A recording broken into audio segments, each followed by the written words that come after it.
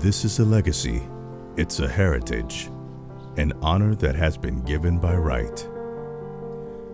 We have been wrought through history, the best teacher of the future, obtaining patience to resist problems without losing the vision, acquiring experience, falling in love with the culture of our environment, continuing an idea that has been passed throughout generations, learning about something that is at everyone's reach. Time, indefinite progress of existence. Past,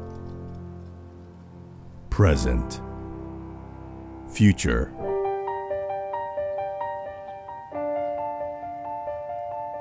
Santa Rita, a Maipo Valley treasure, Chile.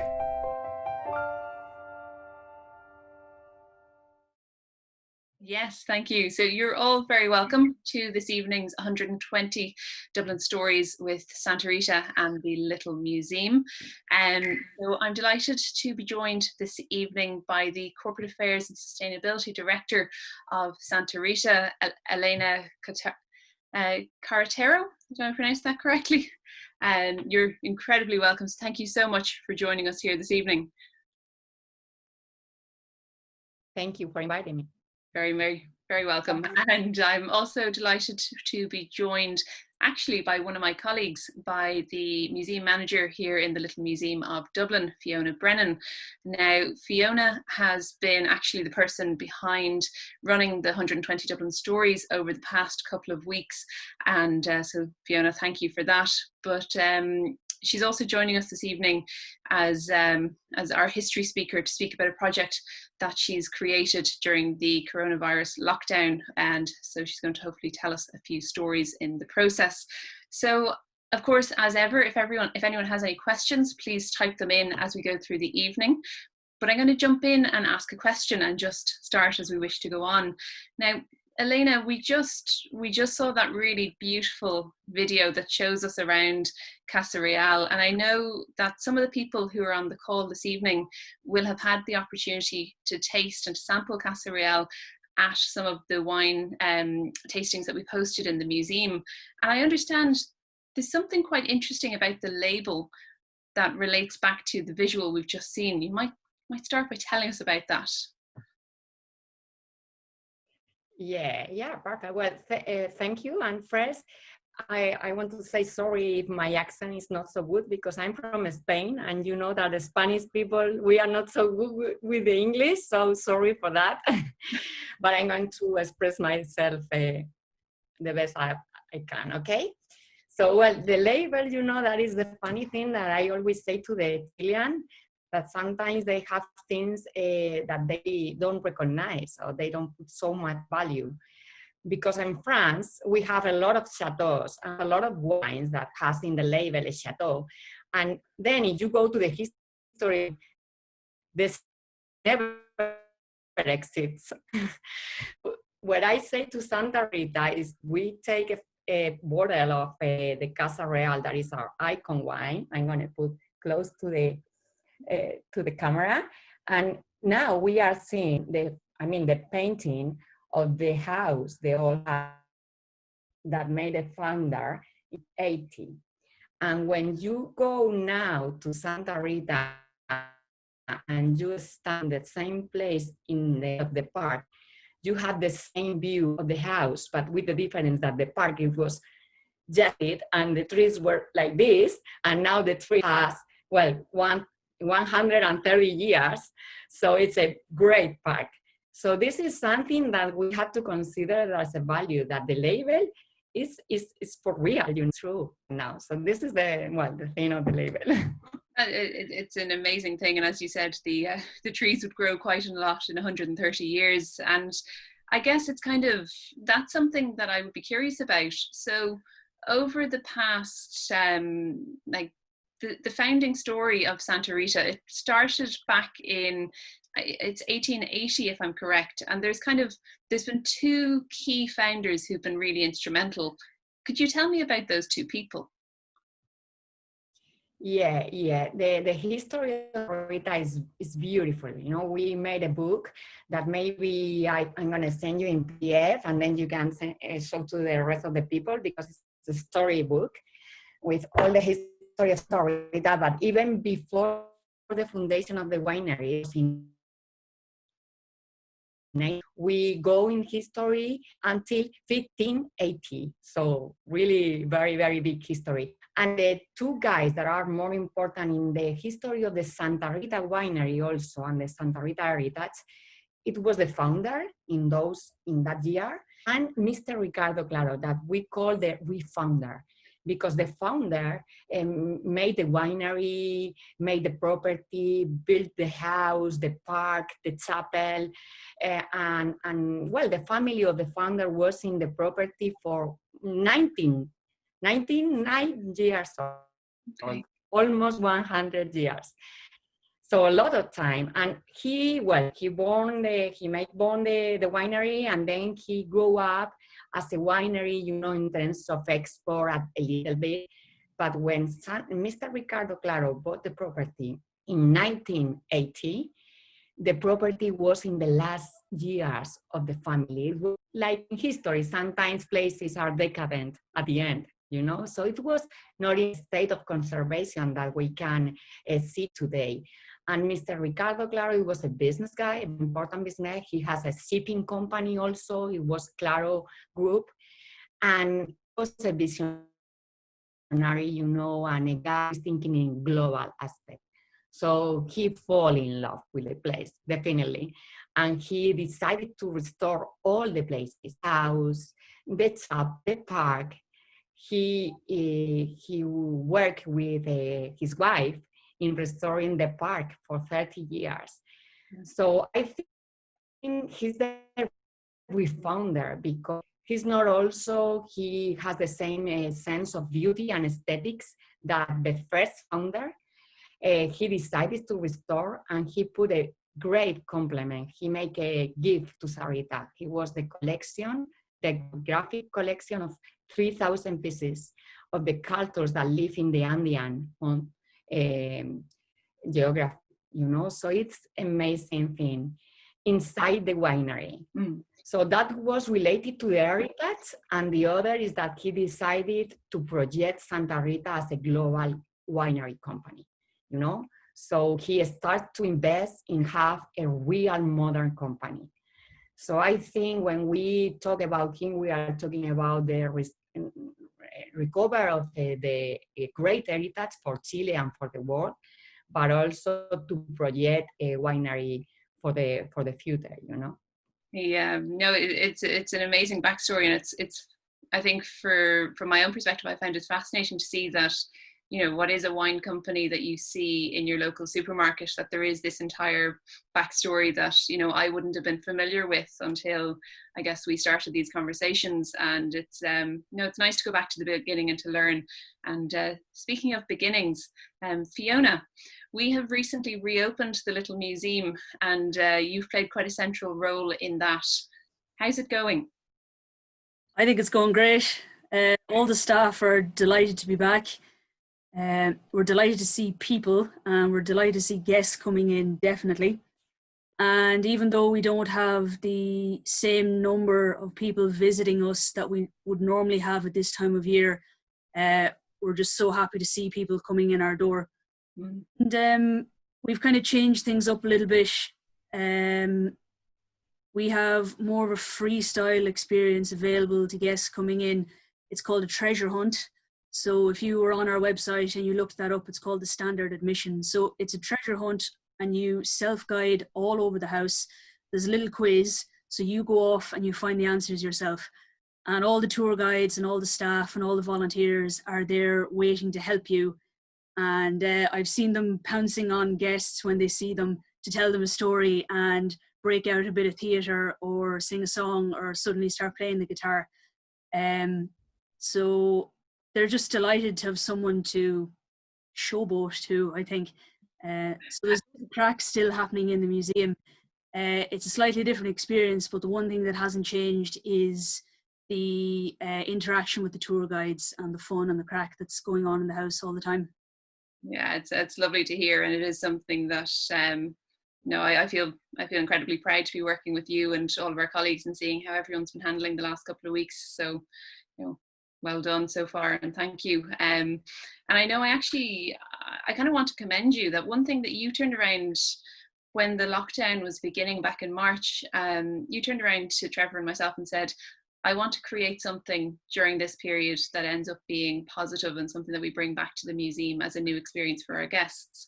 And so in the last couple of months, you've gone on to develop a brand new tour, A Queer History of Dublin, which is, you know, first of all, well done and thank you. That's a big body of work to do. But my understanding is over the course of this tour, you chart what's happened in Irish history within this narrative over the past 100 years. And I know you're going to tell us a few anecdotes over the course of the evening, but could you bring us back 100 years, bring us back to where we start and kind of, you know, paint us a picture of what life was like in the first couple of decades of the century? So 100 years ago, probably the most important thing that was going on in Irish society around that time was the Easter Rising in 1916. And 1916 was a huge year for queer history and the queer community as well, as it happens. So I'm sure lots of our listeners tonight know all about the Easter Rising, and they're probably well aware that Countess Markievicz was one of the leaders. But actually, I mention on my tour Countess Markiewicz's sister, who is Eva Gore Booth. And she is a really important figure in the story of queer Dublin, because in 1916, Eva Gore Booth, along with her partner Esther Roper and another trans woman, Irene Clyde, instead of picking up guns and going off to fight in a revolution, they set up a magazine which was revolutionary in its own way. The magazine was called Urania, and Urania means genderqueer. And in the magazine, they published articles on trans issues, and incredibly for the time, they advocated for a genderless society, which is amazing, I think. They were trying to educate a prejudiced society, and the funny thing about that is they were doing that in 1916. Fast forward 100 years almost to the year, and in 2015, you have the Gender Recognition Act, which was passed. So their campaign lasted 100 years, and you could say that it even continues to this day, as trans people still face certain issues within our society. So Eva Gore Booth, Esther Roper, and Irene Clyde were incredibly ahead of their time. So it was 100 years ago, but it came full circle, and it's still going in a way, which I think is incredible. No, it's fascinating. I think that's one of the interesting things when you look back at history, it is to see that it is an evolving feat and that it doesn't end per se. We're currently living the next chapter. And I guess talking about this whole idea of chapters and cycles, Elena, I must thank you for, we run a concert series with Santa Rita here in the Little Museum that was actually inspired by the series that you yourself run over in the Maipo Valley. Yours is in this really beautiful chapel in this spectacular environment that's very different to our museum space, but is really quite stunningly special. Could you tell us a little bit about that series and what you're trying to accomplish with it? Yeah, well, it was also that start Mr. Ricardo Claro. He did the first concert there in the chapel because the acoustic was marvelous. So he invited Imusiti a long time ago when Imusiti was a very great ensemble. Well, it still is. And well, when I saw the chapel and well, I talked with Miss Maria Luisa, that I think you remember her, his wife. We start in thinking in doing again these concerts. So we thought in a seasonal season cycle concert, because we say we can do one for spring, winter, autumn, and summer. It's very nice. So the people is going to be 4 times with us. So it was nice. So we decided to start in 2012 this 4 season cycle. But we decided to do in two occasions the concert. One for the public, that it was the authorities or clients of Santa Rita, wherever, 300 people. But we say, well, because education for us is very important, we want to do with the kids. So we do the concert first in like a educational concert for the kids the day before, and we invite 300 children from the school's community. So it's great. And we have been doing, 64 concerts right now, because it's 8 concerts by year. And we have been the pleasure of her, the band house quartet, Tagax, the Borodin quartet. So now, well, last year in October, Jordi Sabal was coming. We should cancel because of the crisis, the social crisis in Chile. And in this October, we are program Philip Jaworski, the contratenor, Philip Jaworski. Mm. But we don't know if we're going to be able to do it with the pandemic. So, but to join wine, culture, history, as you made, in the leaders, with music, I think it's so simple. The connection, it was forever, it was from the beginning of the humanity, the music and the wine also, and the beauty of the aesthetics of the things. So to put all together is something that, well, it's a privilege. So if we can do it, we're going to continue doing it. It's gorgeous, and I had the good fortune, as you alluded to there, of attending one of your concerts a number of years ago, and it's one of the most beautiful, memorable experiences I have had at this point in my life. So I really must, I guess, thank you for that. It really is something very special. But you did touch on there that idea that you do run concerts for children within the local community as well, and a big priority is actually engaging the community around yourselves. And I know we're going to talk about your sustainability ambitions and programs later on, but my understanding is the local community is a key part of your sustainability ambitions. And when you and I were speaking earlier this week, you mentioned how the coronavirus and the world that we're living in now, it provides an interesting time to stop and to reflect on what really matters, and that you've kind of realized that that's a big part of it for yourselves. So the kind of your efforts around the community is a big focus for your sustainability policy. Would you tell us a little bit about that? Yeah. Well, I always start to explain what is a sustainability thing, because sometimes people are misunderstanding with only environmental or only, but sustainability, as was defined in the Blue Land Convention, is to get a development that it's, that you can do right now with the resources without putting in, without the risk of future generation continue development, so is to be reasonable with that. And in more simple way is the convergence between environmentally friendly, socially equitable, and economically viable. So it has to be 3. If it's not 3, you're not going to be sustainable in time.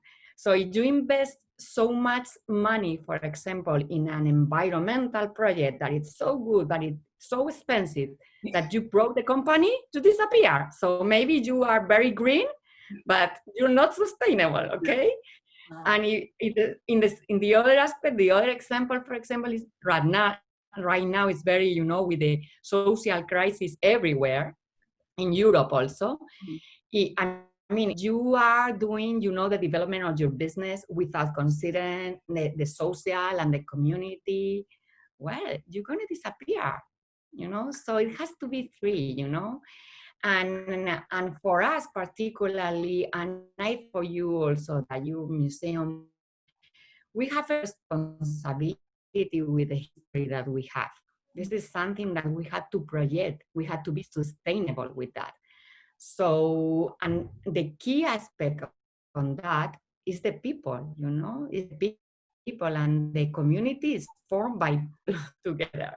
So in Santa Rita, I think the component of the people, you know, the community has been always important, because Santa Rita was developed with a history when, you know, in this kind of places lived more than 60 families.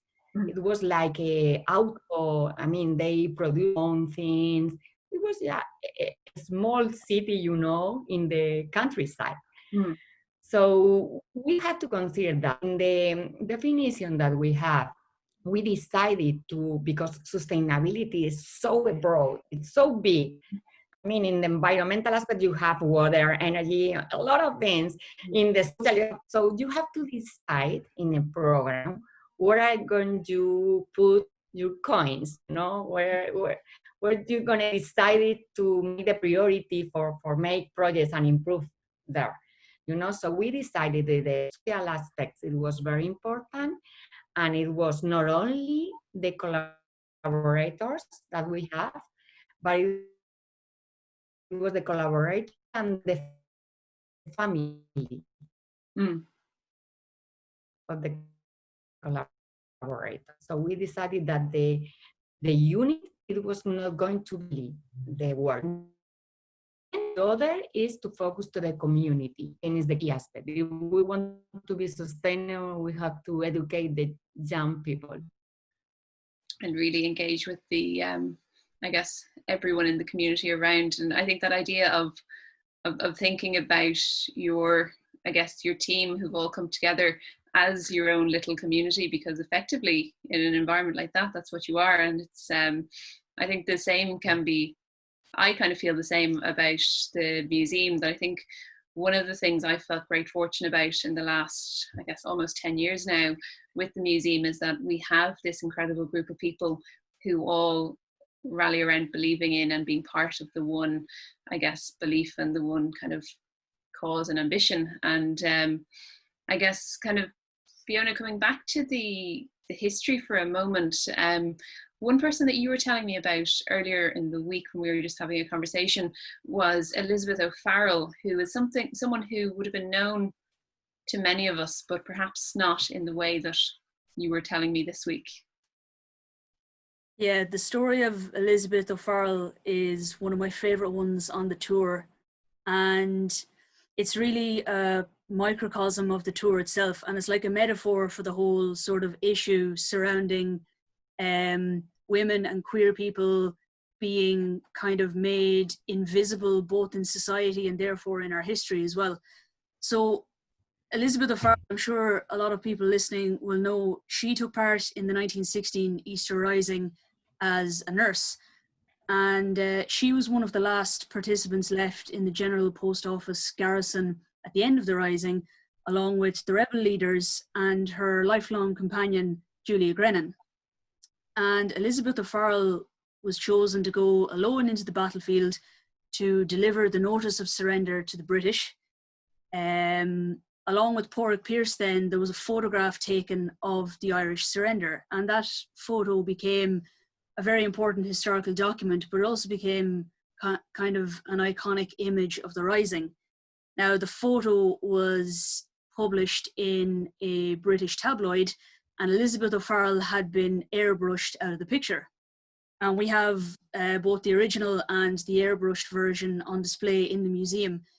And the photo is really a literal representation of women being erased from history, but also queer people, because Elizabeth O'Farrell and Porrick Pierce were in the original image, and despite how iconic that image is now, the fact that O'Farrell was a lesbian and Pierce was probably queer as well, that's rarely mentioned.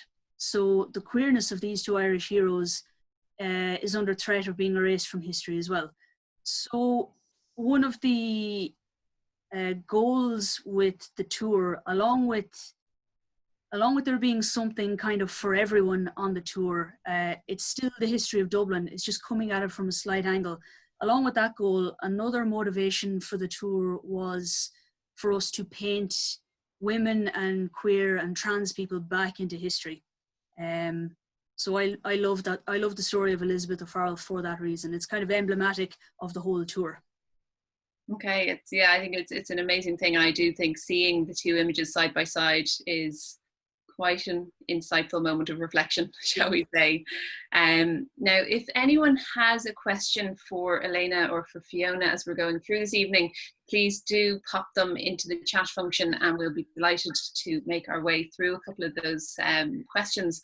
But I guess, where we go to? Yeah, Fiona, my memory is that you did your first tour for members of the public who'd come in to visit us there last week. How did it go? Yeah, I did the tour for the first time with the public on Saturday, and I had a great time. I really enjoyed it, and I think the gang enjoyed it as well.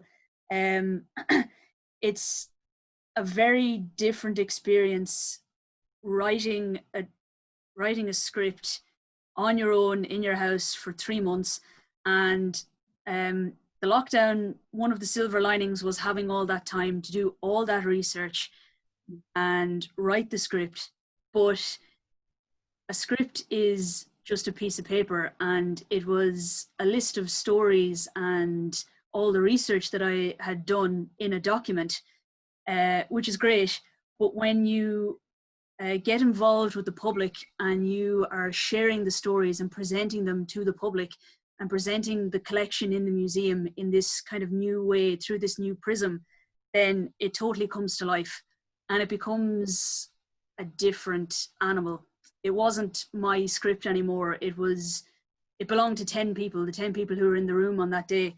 And I have no control over how people are going to react. I don't know if they're going to laugh or cry or agree or disagree or what part of the tour they're going to focus on. And something that I thought was really interesting, they were kind of like, yeah, forget about that. Tell us about this other thing that you mentioned. On Saturday, I had the strange experience of half the tickets were sold before the tour had started. So people had gone to the website and they saw Queer History of Dublin and they booked the ticket for that. So they knew really what they were signing up for. But on the day, there was a family there in the room as well. And I just said to them, you're welcome to join us on the tour if you want. Just for your information, it's the Queer History of Dublin. So if you don't feel like that's your thing, I won't be offended. The door is over there. You can let yourself out. And they decided to stay. And they had a great time. And they were completely involved. There were 4 Dubliners. And some of the stories they were really shocked by, and they saw some famous figures in a slightly different light. And they were fascinated by some things and they really got involved. So that was a special moment for me. I was delighted that they were there. And just one story from that, if I have time. One example of something that for me was a very kind of straightforward piece of history, like a historical document, that when I presented it, it became something else, is a story of St. Patrick that I have in my tour. St. Patrick was one of the first missionaries who came to Ireland, and the missionaries in the 5th century, they brought written history to Ireland. So his writings are some of our first native historical documents. And St. Patrick mentions in his writings this is kind of PG-13. We're all adults here, so I hope it's okay to say this. His writings mention the pagan Irish tradition of sucking the chest of a clan leader in order to ask for his protection. And actually, funny enough, I saw a tour by Tony Walsh yesterday. Tony Walsh is the curator of the Irish Queer Archive, and he tells kind of a similar story. So this information is there in history. And to me, when I was writing the script, again, that was a historical document. It was a piece of evidence that you can then use to interpret Irish society. And from that document, you can interpret that the pagan Irish didn't see intimate touch between men as taboo, which I just thought is very, very interesting. That's why I included it in the tour. But when I said that phrase, sucking the chest of a clan leader in order to ask for his protection, the 10 people in the room started giggling. They just dissolved into laughter like they were a bunch of school kids in a history class. And I kind of realized then that, all right, what I'm after saying is absurd. It's not just this flat historical document. When you bring it into the public and you think of it in a social situation, yes, it's very silly and it is kind of funny. So beautiful moment for me, because that story came to life for me then. It wasn't just a document from history. Now it's a living thing.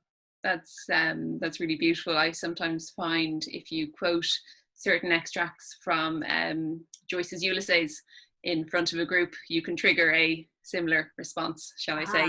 But I think kind of when we're talking about this idea of kind of community and society, Elena, you've told us that your sustainability ambitions for Santa Rita really look at, you know, the environment, the human being, and the financial sustainability.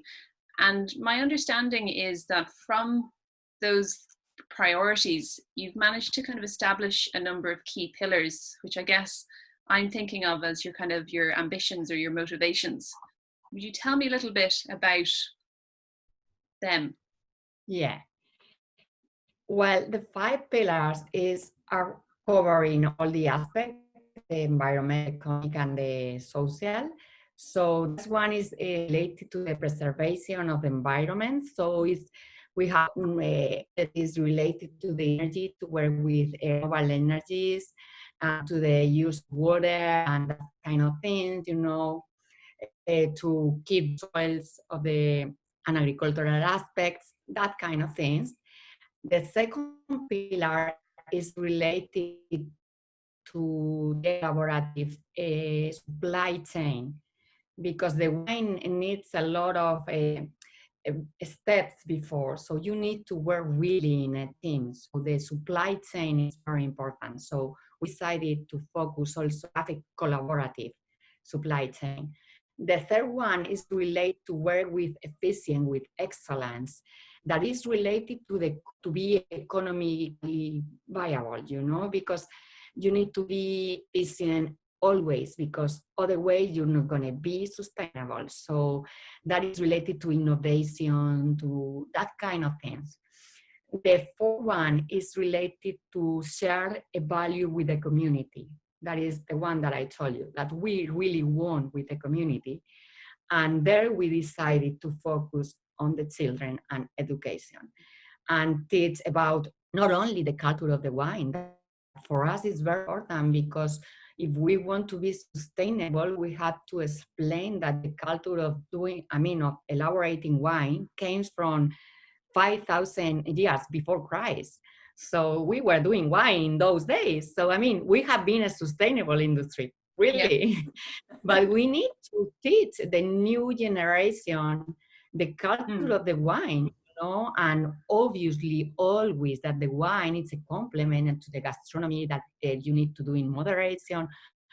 But the way that you produce wine, the agriculture process, and then the wine making process is very, important. And a country as Chile, that is the 4th sport country in the world, they need to realize that the wine has to be in the culture of the people, in the communities, you know. So we really want to work with that, and also teach the kids the value of the biodiversity that you can create with the agriculture and wine growing and that kind of thing. So this is very important, related to the community. And the fifth one is, as I told you, related to workers and the families. So that is a work that in Santa Rita has been doing, I think, since ever. You know, they always have like a small hospital inside, you know, a school, and for the families, a lot of things. So they always work with the families of the people. So, and it was very funny because at history, when we did an exhibition of the history of the book, that we present in a room of the museum. We have a lot of material because we made with historian guides and research and photos, all photos that, and appear a photo, you know, of the theater. There was a theater in Santa Rita, and it was a piano in the last part, you know, the typical place in the theater where it was hiding a guy when some of the actors forget the things, you know, it was hiding to say, well, the piano was there. And there was a guy that worked in the winery today that went to the presentations, the exhibition, saw the photo and say, well, when I behaved bad, when I was a kid, they put me there. That's gorgeous. Okay, so it's quite a family business that they've been kind of sharing it for generations. That's gorgeous. That's a lovely, lovely story. Like one thing that crossed my mind as when you were talking about the pillars, I think you said it was the third pillar was speaking about this focus on innovation and, you know, having to constantly be on the lookout for new opportunities. One thing I've learned about myself in the last couple of months is that I think in some ways I'm quite resistant to change. And I think that's natural to some of us. But I think from what I'm interpreting from what you're saying, for a company or for us as individuals to be really proactive in looking at sustainability, you have to be constantly looking for ways to change, ways to grow, ways to improve, and ways to try new technologies, new energies, new resources. Is that fair to say? Yeah, it's really fair, you know, because, well, the techniques in agriculture with all the technologies are, you know, changing so fast, you know, and because we have to be more reasonable with the use of water and the use of energy.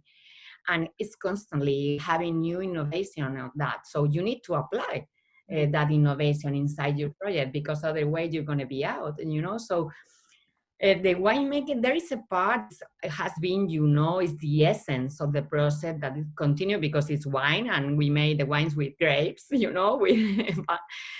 But the other, it has changing so fast. And also, you know, the wine industry has a component that is very important related to the commercialization, that we need to be very active, you know, in marketing things. You know that we are an industry that everybody put scores, you know, and we need the 96 points and that kind of thing. So it's a very competitive industry. So you have to be also innovating in those things. And right now, imagine with the pandemic, imagine, you know, for the, you know, the journalists that taste the wines, we have to send the wines and make the tasting by Zoom and check that the bottle that they have in the other country is the same lot of this bottle here, and the winemaker has to, but it's also to have luck, you know. That sounds logistically complicated. So we are all adapting to this new reality. And I think we very much we have to. And you touched on there when you're talking about growing the grapes and kind of the processes in the vineyard. From a sustainability point of view, I would imagine water must be a huge concern in wine production. Yeah, well, this is, I think, is going to be the big issue in the future, because in energy we are very, you know, intelligent people, so we're going to discover new renewable energy, but the water is other things. So the drying is projected, you know, everybody know in the climate change scenarios how it's going to be the water in the world. So, and you know, it's not only that you have less water and for you know, wine growing and agricultural things, you need water. And in Chile, for example, probably the center of Chile, that is where the main valleys are, is projected to have less water and less. So, well, the good thing for Chile is that it's very thin, so maybe he can go down a little bit. But anyway, it's going to be a big issue right there. And the other thing is that we're going to have dries, but also we're going to have intensive rains suddenly, you know, and very intensive rains. And this is for sustainability has two aspects. That it's not good for the wines, you know, it's not good for the grapes to have this kind of eruptive rains, disruptive, and also because you had to deal with the liquid residues of the processes. To have rainwaters is much harder, you know. So this scenario of instability in the climate change is a very challenging, not only because you have less water, but also you have bad water sometimes. Yeah. So you really very much have quite a complicated issue there, that there is many elements too, and I don't envy that as a challenge, I must be honest. But I think talking about changes and talking about, I guess, challenges as well.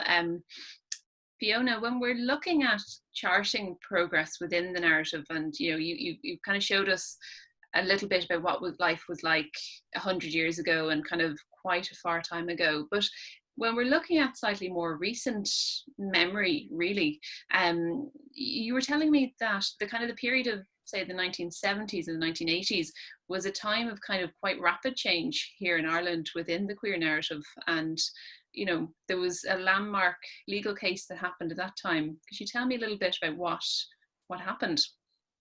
Yeah, I would say in the 70s, the queer community began to sort of rally against intolerance in Irish society. So a combination of anti-homosexual laws and kind of a societal sort of intolerance. The power of the Catholic Church in Ireland kind of made Ireland sort of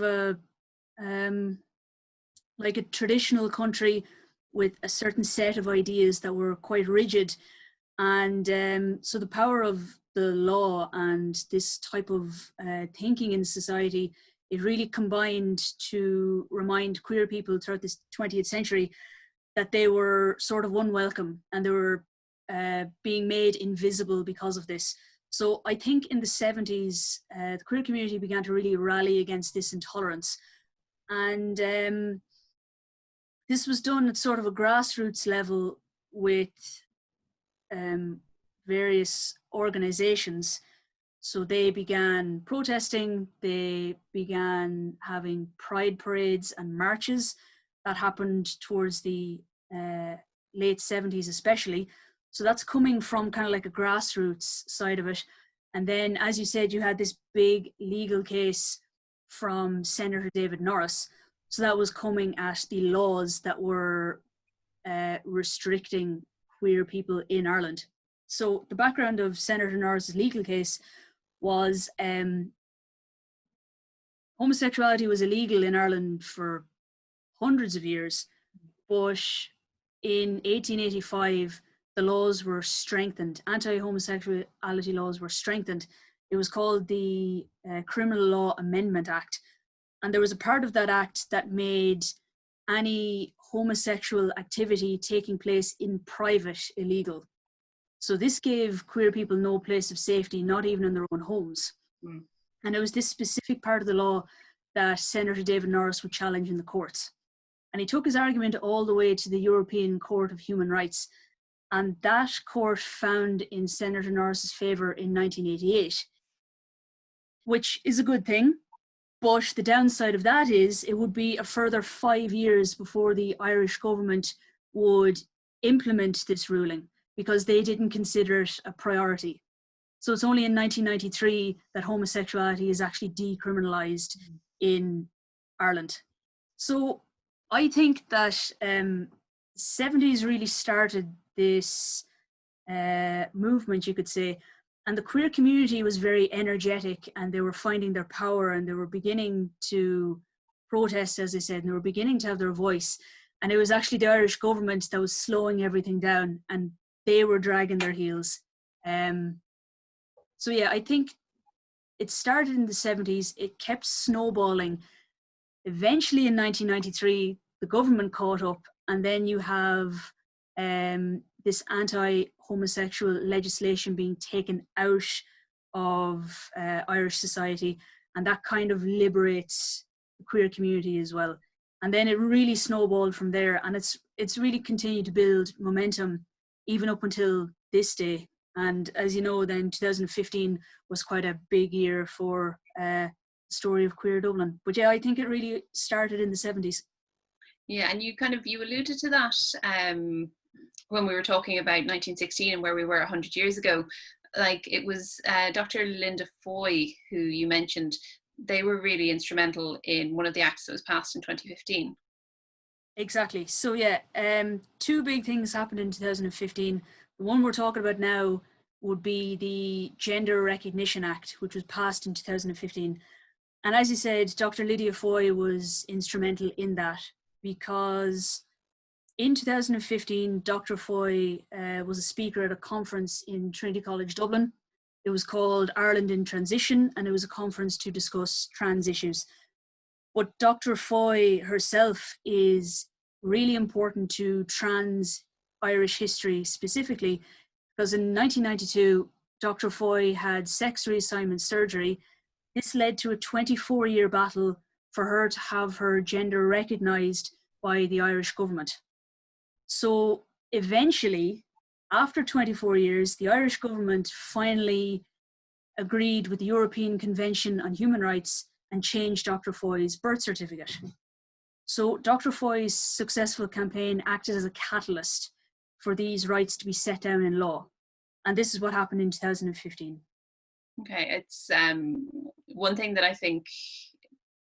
I love about the museum is that we get the opportunity to hear stories about real individual people who live and exist in the society around us, and the difference that any one individual can make. Like, I know with the children's classes that we run in the museum, it really is, we try and get across this idea that, you know, each child can be the person who's in the next chapter of the history books, that we can create our own futures, and that we each have a voice and a role to play. And I think we're going to come back to the other event of 2015 in a moment. But Elena, while we're talking about this idea of each of us having a role to play, you know, you are a sustainability expert. We are at a point in society where we're all incredibly conscious of our environmental impact and of the decisions that we're making.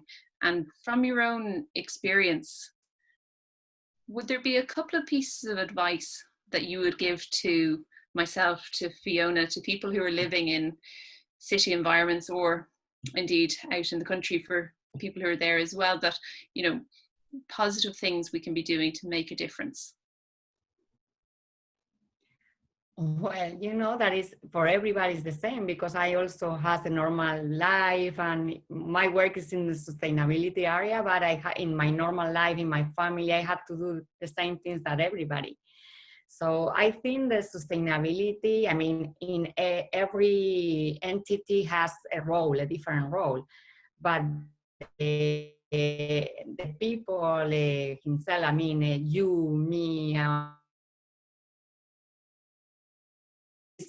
for me, it's a matter of being reasonable. It's not nothing that I think during a period of time, I don't know why humanity lose the focus.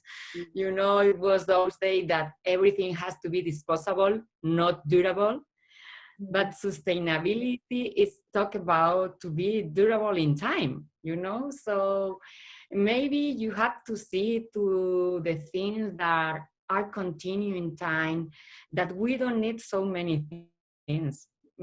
I think the pandemic has so that we really don't need so many things. And without the people, we are nothing. So everyone has a responsibility. Sustainable, I think we should live in a more, you know, reasonable way. We don't, if we have something, I mean, it's like the sentence that is reuse, and recycle. So it has to be the three. I mean, first is reduce. We don't need so many things.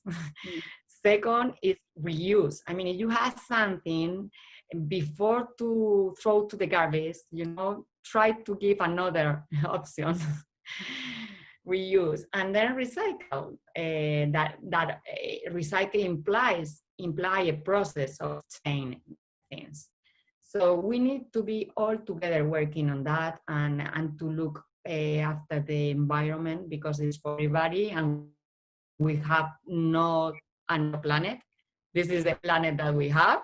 So right now, even, you know, in the new conversation about climate change, we are talking about the planetary limits, because we are more people every time, more and more people, and we have less and less and less space. So it's a matter of the limits of the planets right now are very present. So we need to be more reasonable than before. Okay, and so you're saying from conversations in the sustainability world, our rising populations are actually posing quite an issue, is that? Well, the growth in the population, and that you have less space and even less space for cultivate, agriculture, for everything. So we want to improve the industry for one side, but you also want to improve, I mean, to grow the agricultural places, because you need more agricultural products for them, because you have more people. So in terms, it's a life cycle analysis. You have a lot of variables, and you have to deal with everything. Mm. And well, maybe it's not the best option, but it has to try to work with everything, you know. No, it's a multifaceted topic, and I think during the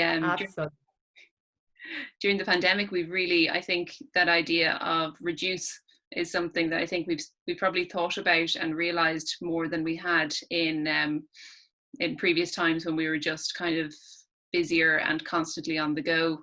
But I think kind of from your own perspective, in terms of your sustainability ambitions, you know, what are the priorities today? What is Santa Rita? What are you concerned about, or what are you trying towards? I think we want to continue and not to stop, you know, this focus on the education and the culture and the communities and workers, because it's something that we had to put the value of doing for a long time. And if you stop, you lose, you get out. So you had to continue with that, like in a path, you know. And the other aspect for me, I think the priority is water, you know, because in Chile everybody has to make the connection to the place that it's right now. And in Chile, I think the water is going to be a big issue. So we have to learn to work with less water.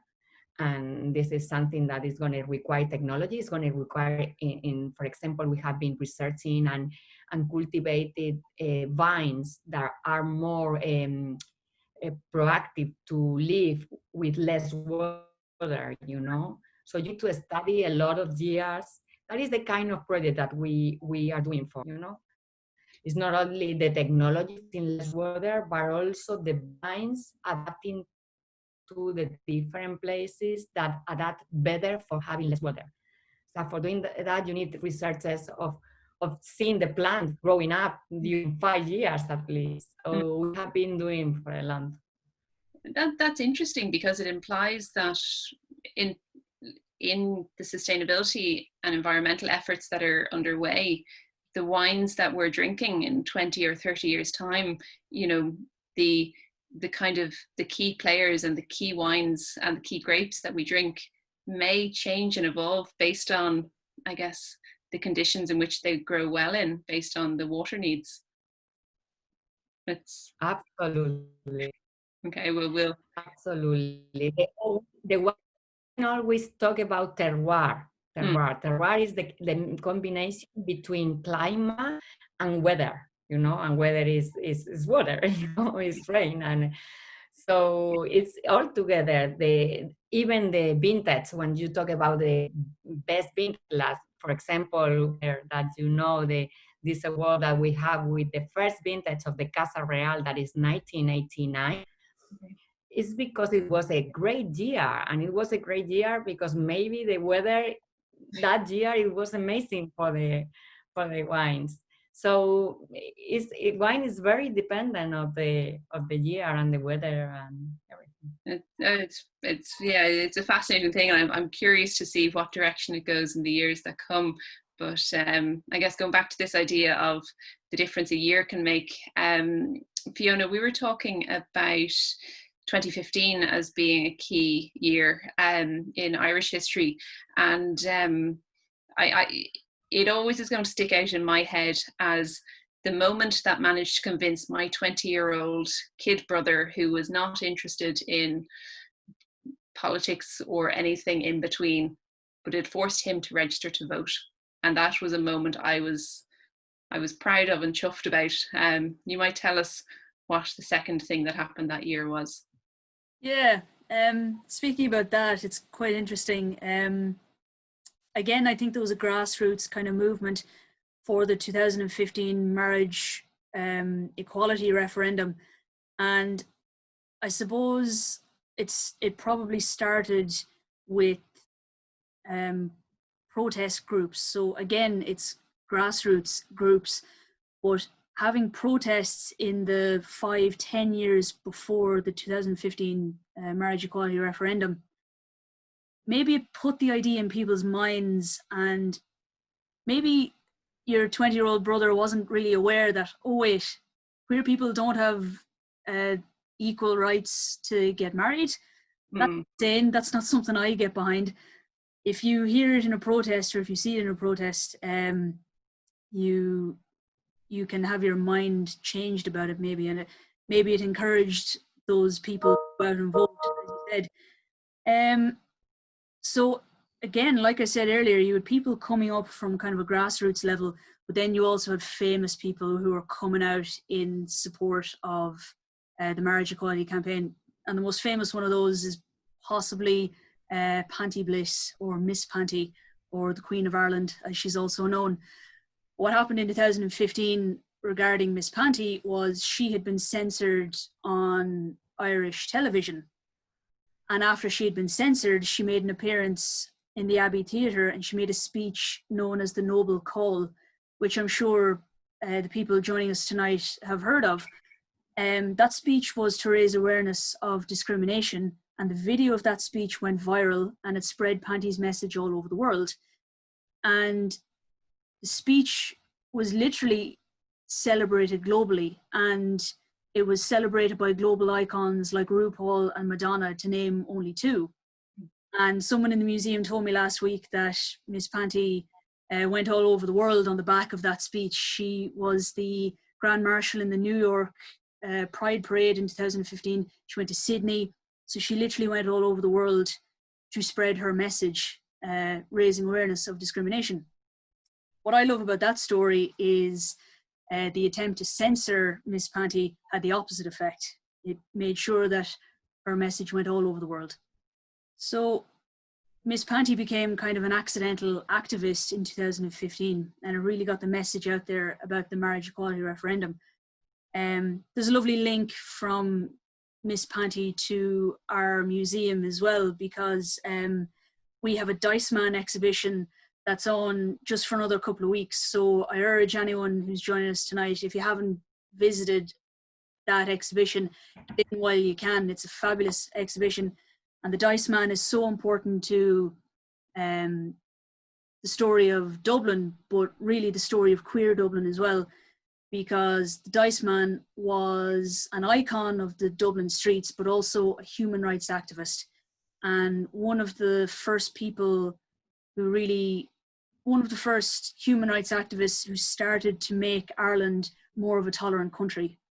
Like, probably every Dubliner who walked down Grafton Street saw the Dice Man, and you're meeting and you're being exposed to this representative of the queer community. So that representation is incredibly powerful. And when we opened our Dice Man exhibition, there was hundreds of people in the house that night. Everyone had a story about the Dice Man, about the time that he winked at me and I saw him and I used to run away from him. And every Dubliner seemed to have a story about the Dice Man. And again, to go kind of full circle, Miss Panty was our keynote speaker that night. And she said on that night that seeing the Dice Man on Grafton Street when she was young inspired her. So I don't think we would have Miss Panty without the Dice Man. What a lovely, lovely round circle. And I guess on that sentiment of inspiration, Elena, as you were saying, your focus on children's education as part of your sustainability project. You know, what is the key message? What are you working towards at the moment with the children that you're within the community?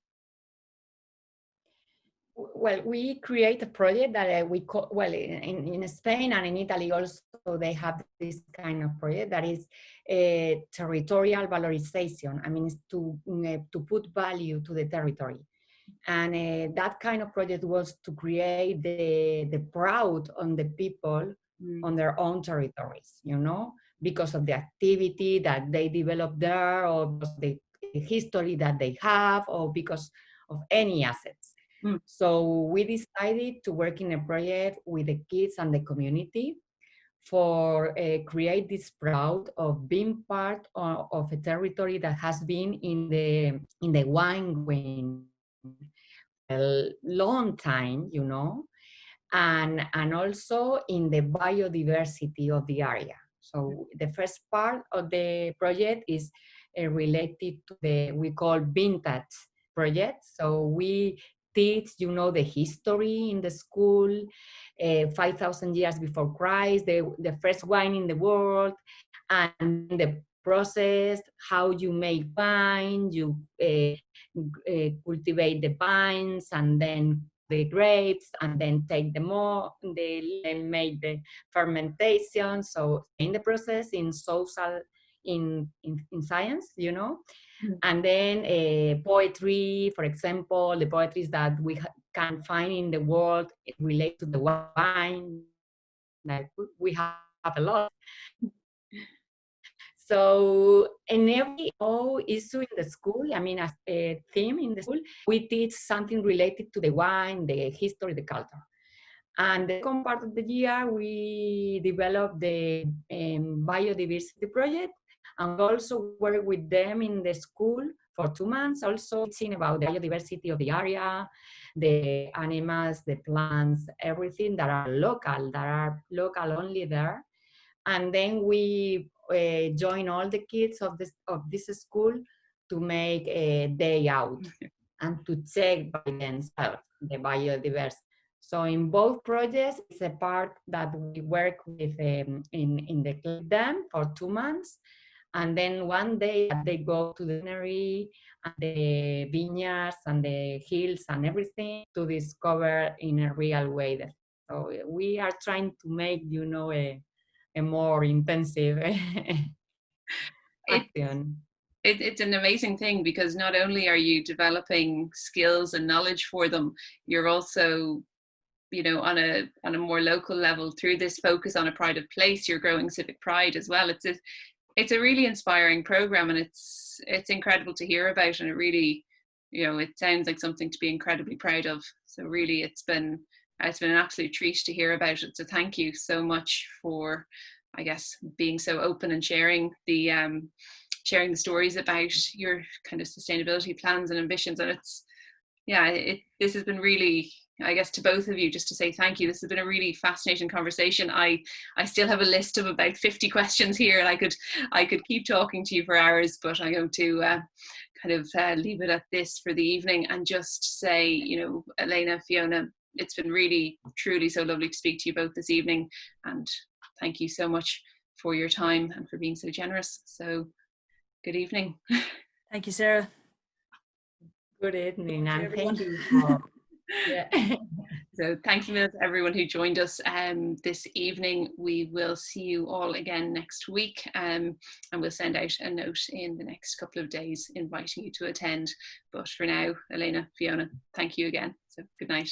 Bye. Thanks, Thank everyone. you, Sarah. Good night.